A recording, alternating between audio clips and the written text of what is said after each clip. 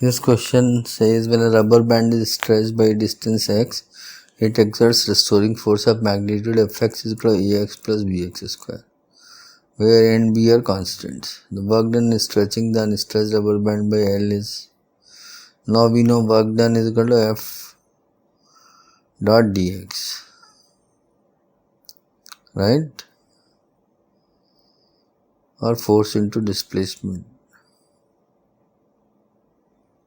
So dw is F dot dx. Integrate this over the range dw for work done in stretching from 0 to L would be,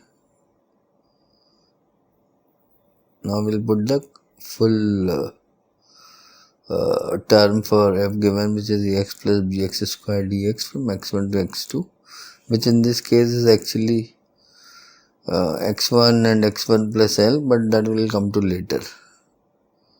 Okay, so what we get is Ax square by 2 plus Bx cube by 3.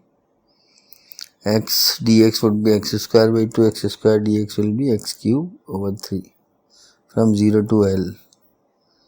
So that is the work done in stretching by L. So we'll put the value of L.